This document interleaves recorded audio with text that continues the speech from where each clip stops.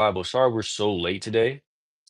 Um, just I have had a lot of things to do today. Just had to take care of some stuff. Today is the 30th, and we're 2 days early, so that means we're reading from the first, right, chat? So today's read is coming from June the 1st, and it's coming from 2 Samuel 18:1 through 19, going through verse 10.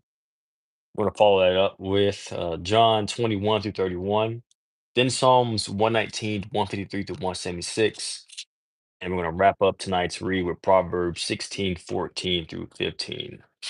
But before we get started, there is a big passage at the very beginning, at the top here, right? Today is day 152 of our one-year Bible reads. Welcome to the chat. Today is day 152.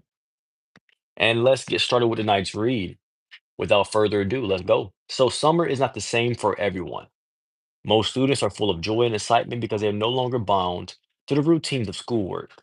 Other students are right back in class, taking summer school to get ahead or catch up. For many men, it is a wonderful time for more time outdoors in the fresh air, hiking, fishing, or just mowing the grass. Fathers with kids at home often face additional conflict and struggle that require wise parenting. Some men who long for children of their own may feel additional aches when they see other fathers enjoying their kids. Summer is definitely not the same for everyone, but God is. Through every sunny or dark season, God is for us. Whatever we face, God longs to help us with our struggles. He also helps us help others with their struggles. If summer is a tough time, a surefire way of making it better is to get out of ourselves and reach out to others. For every child we see spending time with their dad, there are others who do not have fathers. Let's ask ourselves, is God calling me to be a father to a fatherless child? And now, 2 Samuel 18:1 through 19, going to verse 10. So now David now mustered the men who were with him and appointed generals and captains to lead them. He sent the troops out in three groups, placing one group under Joab, one under Joab's brother Abishai, son of Zeruiah, and one under Ittai, the man from Gath. The king told his troops, I am going out with you. But his men objected strongly. You must not go, they urged. If we have to turn and run, and even if half of us die, it will make no difference to Absalom's troops. They will be looking only for you. You are worth 10,000 of us, and it is better to stay that you stay here in the town and send help if we need it. If you think that's the best plan, I'll do it, the king answered. So he stood alongside the gate of the town as all the troops marched out into groups of hundreds and thousands. And the king gave this command to Joab, Abishai, and Ittai. For my sake, what's up, Sturdy? How you doing? I'm reading the one-year Bible day 152 in a row. We read from June the 1st because we're 2 days early. Um, okay, but let's keep reading. Welcome to the chat. Thank you for the likes. If you think that's the best plan, I'll do it, the king answered. So he stood alongside the gate of the town, and all the troops marched out in groups of hundreds and thousands. And the king gave this command to Joab, Abishai, and Ittai. For my sake, deal gently with my young Absalom. And all the troops heard the king give this order to his commanders. So the battle began in the forest of Ephraim, and the Israelite troops were beating back by David's men. There was a great slaughter that day, and 20,000 men laid down their lives. The battle raged across the countryside, and more men died because of the forest than there was killed by the sword. During the battle, Absalom happened to come upon some of David's men. He tried to escape on his mule, but as he rode beneath the thick branches of a great tree, his hair got caught in the tree. His mule kept going and left him dangling in the air. One of David's men saw what had happened and told Joab, I saw Absalom dangling from a great tree. What? Joab demanded. You saw him there and didn't kill him? I would have rewarded you with 10 pieces of silver and a hero's belt. I would not kill the king's son for even 1,000 pieces of silver, the man replied to Joab. We all heard the king say to you and to Abishai and Ittai, for my sake, please spare young Absalom.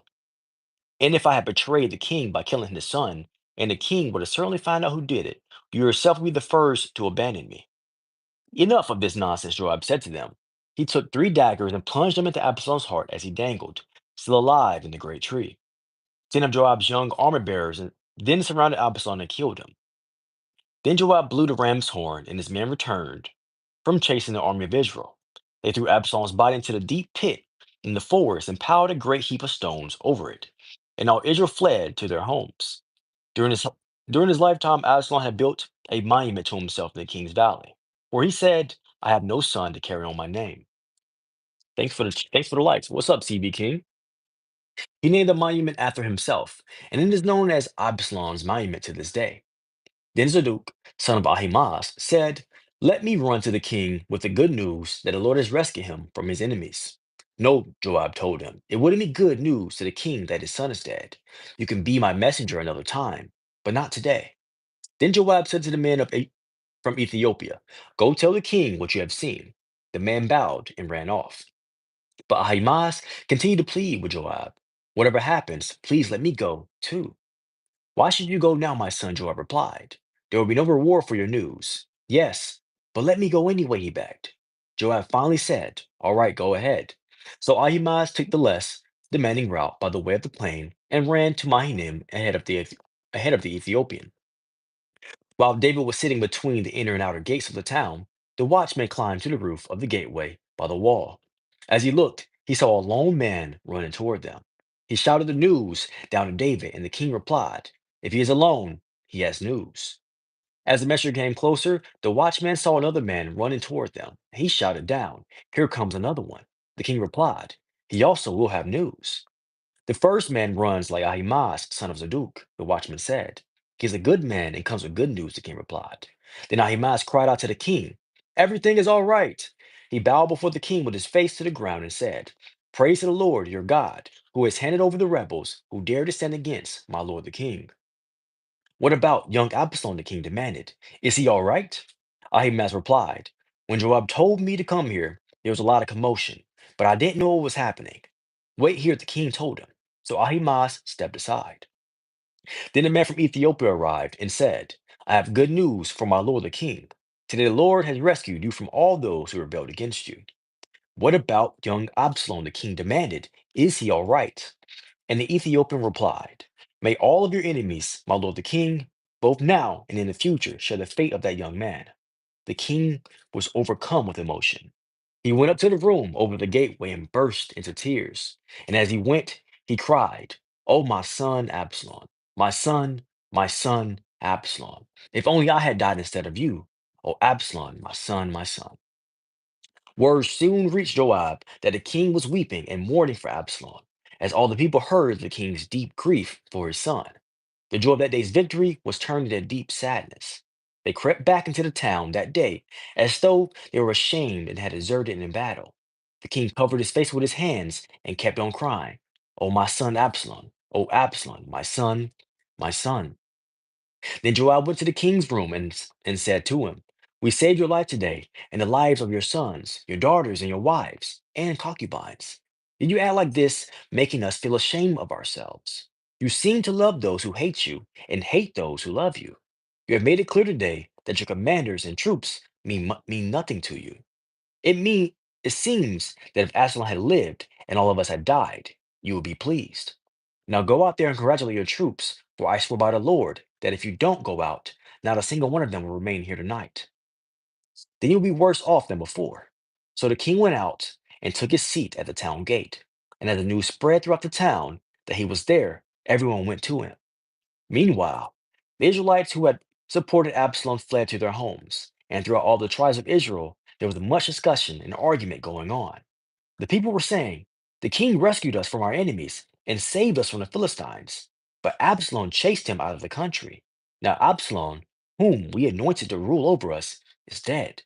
Why not ask David to come back and be our king again?" In chat, that is the end of 2 Samuel 18 1 through 19. Now let's get into John 21 to 31. Early on Sunday morning, while it was still dark, Mary Magdalene came to the tomb and found that the stone had been rolled away from the entrance. She ran and found Simon Peter and the other disciple, the one whom Jesus loved. She said, "They have taken the Lord's body out of the tomb, and we don't know where they have put him." Excuse me. Peter and the other disciple started out for the tomb. They were both running, but the other disciple outran Peter and reached the tomb first. He stooped and looked in and saw the linen wrapping lying there, but he didn't go in. Then Simon Peter arrived and went inside. He also noticed the linen wrapping lying there, while a cloth that had covered Jesus' head was folded up and lying apart from the other wrappings. Then the disciple who had reached the tomb first also went in, and he saw and believed. For until then, they still hadn't understood the scriptures that said Jesus must rise from the dead. Then they went home.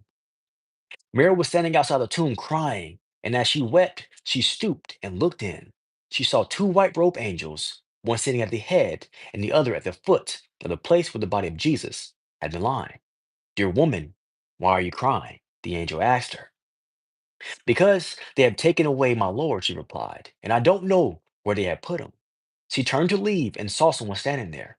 It was Jesus, but she didn't recognize him. Dear woman, why are you crying? Jesus asked her. Who are you looking for? She thought he was a gardener. Sir, she said, if you have taken him away, tell me where you have put him, and I will go and get him. Mary, Jesus said. She turned to him and cried out, Rabboni, which is Hebrew for teacher. Don't cling to me, Jesus said, for I haven't yet ascended to the Father. But go find my brothers and tell them I am ascending to my Father and your Father, to my God and your God. Mary Magdalene found the disciples and told them, I have seen the Lord. Then she gave this message. That Sunday evening, the disciples were meeting behind the locked doors because they were afraid of the Jewish leaders. Suddenly, Jesus was standing there among them. Peace be with you, he said.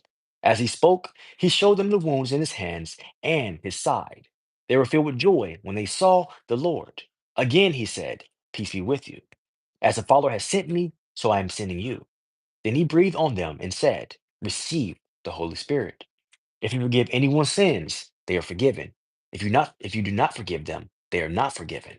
One of the 12 disciples, Thomas, nicknamed the twin, was not with the others when Jesus came. They told him, We have seen the Lord. But he replied, I won't believe it unless I see the nail wounds in his hands, put my fingers in them, and place my hand in the wound in his side. 8 days later, the disciples were together again, and this time Thomas was with them. The doors were locked, but suddenly, as before, Jesus was standing among them. Peace be with you, he said. Then he said to Thomas, Put your finger here and look at my hands. Put your hand into the wound in my side. Don't be faithless any longer. Believe. My Lord and my God, Thomas exclaimed. Then Jesus told him, You believe because you have seen me. Blessed are those who have believed without seeing me. The disciples saw Jesus do many other miraculous signs in addition to the ones recorded in this book. But these are written so that you may continue to believe that Jesus is the Messiah, the Son of God, and that by the believing in him, you will have life by the power of his name. And now, Psalms 119, 153 through 176. Resh. Look upon my suffering, and rescue me, for I have not forgotten your instructions. Argue my case, take my side, protect my life as you promised. The wicked are far from rescue, for they do not bother with your decrees. Lord, how great is your mercy! Let me be revived by following your regulations. Many persecute and trouble me, yet I have not swerved from your laws. Seeing these traitors makes me sick at heart, because they care for nothing for your word. See how I love your commandments, Lord. Give back my life because of your unfailing love. The very essence of your words is truth. All your regulations are just and will stand forever.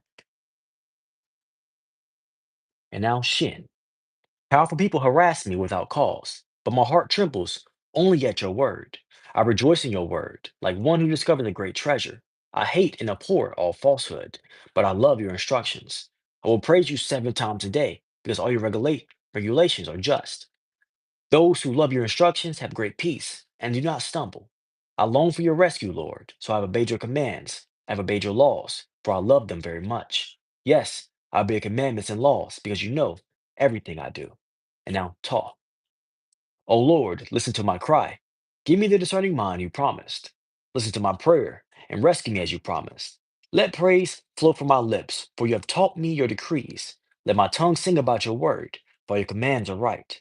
Give me a helping hand, for I've chosen to follow your commandments. O Lord, I have longed for your rescue, and your instructions are my delight. Let me live so I can praise you, and may your regulations help me. I have wandered away like a lost sheep. Come and find me, for I have not forgotten your commands. And now, to wrap up tonight's read chat, Proverbs 16:14 through 15. The anger of the king is a deadly threat. The wise will try to appease it. When the king smiles, there is life. His favor refreshes like a spring rain. And now, can you imagine? Can you imagine?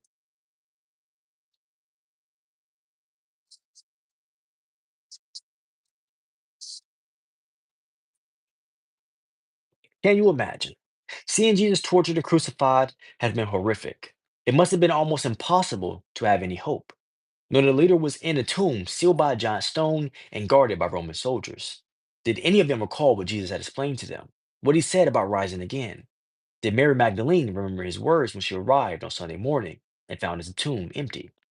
Imagine for a moment what she must have felt when the man she mistook for a gardener turned out to be the Christ risen. And now, that is all.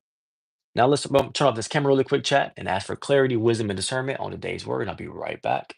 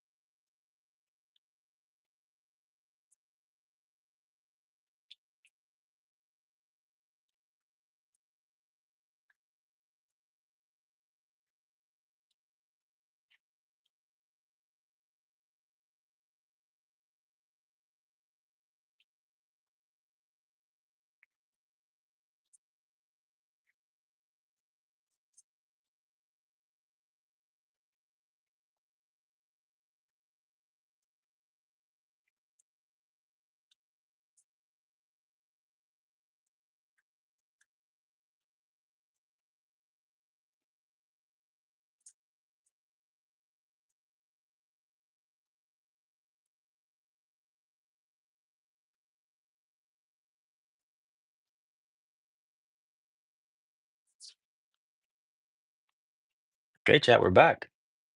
Okay, so let's go over the verses we read today, chat. We read from 2 Samuel 18, 1 through 19. We follow that up with John 21 through 31, Psalms 119, 153 through 176, and Proverbs 16, 14 through 15. And I really want to just go over here, this right here, um, as the big message for the day. And we're gonna go over Thomas. We're gonna talk about Thomas, right? So Thomas, why are we talking about Thomas, right?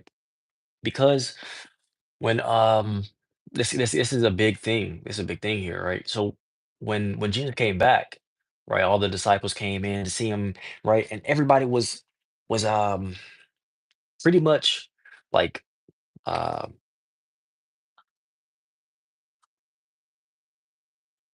like almost surprised, right? At his return, even though he really told them he was coming back, right? But nobody really quite understood it completely, right? But why are we talking about Thomas? Because Thomas said, "I'm not going to believe until I can feel the holes in his hands, or I can put my finger in the side where they stabbed him with a spear," right? Um, and so, but why are we talking about Thomas? Why are we talking about Thomas? Because when Jesus finally met Thomas, when everybody gathered together, right? Um,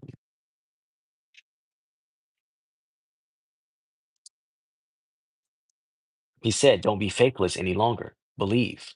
"My Lord and my God," Thomas exclaimed. And then Jesus told him, "You believe because you have seen me. Blessed are those who believe without seeing me." Right? Um, and that really calls us to call on our faith, right? Sometimes, just like right now, you may be in a moment where things may not look how may uh, you may not believe based on how things look right now. There we go. You may not believe based on how things look right now, right? But your faith is not led purely by your sight, right? If your faith is only led by purely by your sight, then things would only happen that we could already see, right? So um, he called Thomas out, right? He said, "Don't be faithless any longer." But he also said, "Blessed are those who believe without seeing me." Hey, bro, I finally find you all the time on my for you. Hey, that's pretty cool. I'm glad I'm on your for you page now. What's up, Naman? How you doing? But um, that calls us to remember that things don't always happen only when we can see them happening, right? I'm doing good. I'm doing good. A little late read, I'm not gonna lie. Pretty late read, I'm not gonna lie, but a good read nonetheless, right? We had some things to do today, some things we had to take care of, so had to start a little later than usual. Um, but you can't you can't live your life based on what you can see, right? If you can't, you just honestly can't because there's so many things that you can't see. There's so many things that happen that you have no idea that are happening, right? What's up, Yusef? Ben Fidel. It's a long name. Cool name though. But you can't rely on just being able to see everything, right? Um, and you could take it as somebody who is we'll bring it here, somebody who likes to visualize, right? Somebody who's really into visualization, right? They really won't believe um, something is possible for them unless they can feel fully visualize it, right? But what happens when something happens in your life that you weren't visualizing, right? Um, that proves the point there. Sometimes things you don't see. Sometimes you can't see everything coming. Sometimes you just can't rely on sight. You can't rely on any type of sight, to be completely honest. Um, because just like eyes fail you, sight will fail you, right? Your eye, sometimes when you stare at this phone all day, your vision get blurry, right? You can't see too well. You got to wear glasses or something. And that's the same thing. If you only rely on your sight to lead you in life, if your eyes get bad, you're gonna get lost. If you can't see your next step, you're gonna feel lost.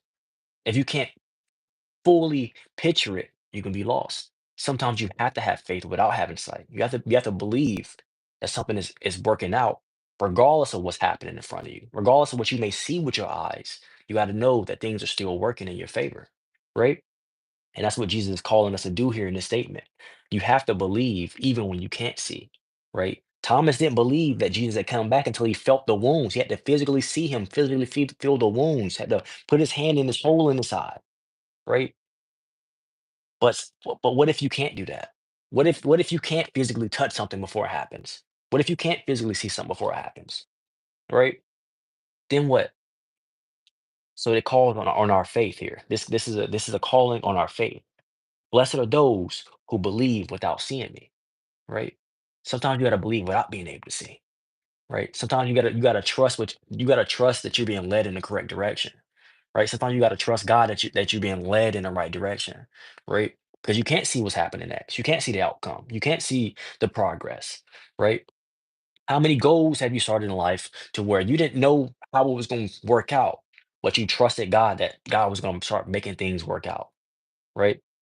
This is the best month I've ever had on YouTube, right? I got over 120 subscribers this month. This is my best month by far on YouTube, right? But I didn't see the success coming.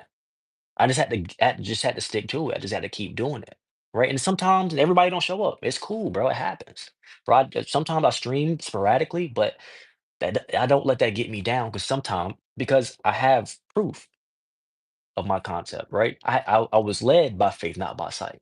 Because the last month I got like 20 subscribers, right? It's cool, but it wasn't what I was looking for, right? I could have threw in the towel. I could have threw in the towel and gave up, right? Said this shit, maybe it's just not meant for me, bro. Maybe it's just not meant for me, bro. Right? But this month times six. This month's been times six of what I did last month. Sometimes you just got to be led by faith and not by sight, right? Because if I just went purely off of last month, Maybe I wouldn't have kept reading the Bible every single day. Maybe I wouldn't have kept streaming. Maybe I wouldn't have kept doing different ideas on the channel. Maybe I wouldn't have kept doing new things or working at new stuff. Maybe I would have threw in the towel if I only believed in what I saw, right? May said, "Man, this is not worth it. I can do plenty of other things," right? But you can't always be led by sight. You can't always be led by what's happening in your current circumstance. You got to have faith at the end of the day that something is working out in your favor, that God's making something happen in your favor, right? And that's what Jesus is calling us to do here. Blessed are those who believe without seeing me, right? So I'm not questioning your faith, but I'm calling you to faith, right? Sometimes you have to believe without being able to see, right? And then when you start being able to see it, you can believe even more. But right now, you may need to believe without being able to see it happen right now, right? You may not be have the clearest picture in the world, right? But you got to trust that God is the architect, right? God is setting everything in motion. You don't have to see everything that's happening because God is architecting everything that's happening in front of you, right? Everything as it's working out, right? So sometimes you really have to trust that, right? And that's just what I really wanted to say tonight. It was really really called to say tonight, right? Sometimes you have to trust without being able to see, right? Because that is just what just that's just how it works, bro. It's just how it works sometimes. You gotta trust without being able to see. So um, and I'm really gonna leave it there. I'm not gonna overspeak tonight, right? I'm not gonna overspeak. I'm gonna leave it there, right? I'm calling on you to have faith in things that you may not be able to see right now, right? Because you never know. You never know, right? And as long as you having that good faith and you really trust in God that God is really working on your side, working in your favor, then I'm sure it's gonna work out. And we're gonna slide at that note right there, right, chat? So um we all got that limitless core, baby. I appreciate you. I might even love you, but I'm for sure glad you woke up today. I want to give a big shout out to everybody in the community that has subscribed to the channel this month. I know y'all don't watch all the content, but regardless, I appreciate the love. I appreciate the love. This has been the biggest, best month I've had on YouTube so far. Um, so I just really appreciate it. I do, for sure. Uh, um, and that is the end of tonight's One Year Bible Read. This is day 152 in a row. And I hope you have a great rest of your night if I don't see you again. Peace. Oh, and thank you for your presence. It's always appreciated. It's always appreciated.